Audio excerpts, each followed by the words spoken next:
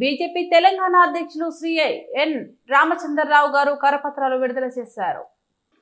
ఈరోజు విమోచన కమిటీ దినోత్సవం సందర్భంగా పాంప్లెట్ మరియు స్టిక్కర్స్ కూడా రిలీజ్ చేయడము రాష్ట్ర అధ్యక్షుల గారి చేతుల మీద రిలీజ్ చేయడం జరిగింది.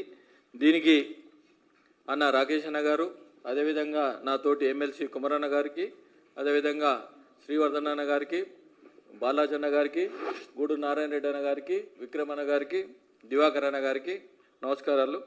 మనం ఈ కార్యక్రమంలో మొట్టమొదటిసారిగా రజాకార్ నియంత్రణానికి వ్యతిరేకంగా పోరాడిన చరిత్ర ఆధారిత సినిమా స్క్రీనింగ్ మనం 11 తారీఖు దీనికి ముఖ్య అతిథిగా గవర్నర్ గారు వస్తూ ఉన్నారు.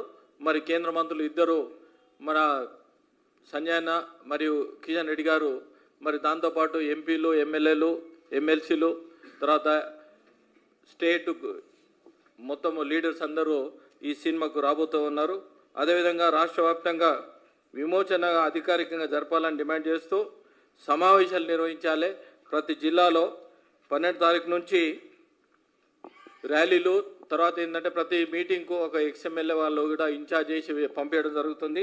అదేవిధంగా 13వ తారీఖు రాష్ట్ర వ్యాప్తంగా బీజేపీ కార్యకర్తలు, నాయకులు జెండాలు పట్టుకొని దాన్ని ఇంటి మీద ఎగిరేయాలని ఒక డిమాండ్ చేస్తూ ఉన్నాం. అదేవిధంగా 14, 15 నిజాంకు వ్యతిరేకంగా పోరాడిన అమరులైన చరిత్ర స్థలాల సందర్శనగా నివాళులు అర్పించాలని, అదేవిధంగా 14, 16 రాష్ట్ర స్థాయిలో రౌండ్ టేబుల్ సమావేశాలు, ఎందుకంటే పెద్దలు చాలామంది ఎవరైతే ఉన్నారో, ముఖ్యులు మన రాష్ట్రంలో చాలామంది ముఖ్యులు ఎవరైతే ఉన్నారో రౌండ్ టేబుల్ సమావేశం పెట్టి రజాకార్ల నుంచి,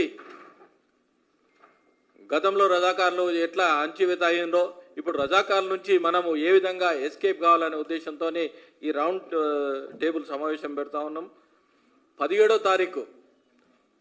తారీఖు సెప్టెంబర్ 17వ తారీఖు విమోచన దినము కేంద్ర ప్రభుత్వం ఏదైతే చేస్తూ ఉన్నదో దానికి మన కేంద్ర మంత్రి వారు రాజ్నాథ్ సింగ్ గారు వస్తూ ఉన్నారు. దానికి మొబిలైజేషన్ అవన్నీ కూడా చేయడానికి జరుగుతుంది.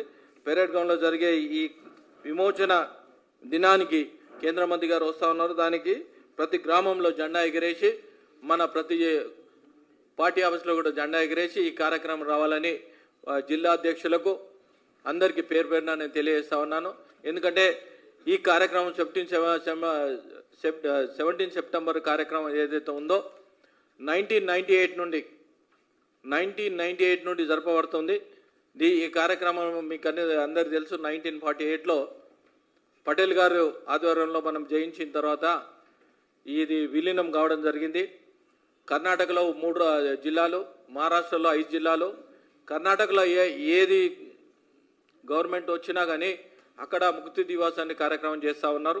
మహారాష్ట్రలో కూడా ముక్తి దివాస్ అనే కార్యక్రమం చేస్తూ ఉన్నారు.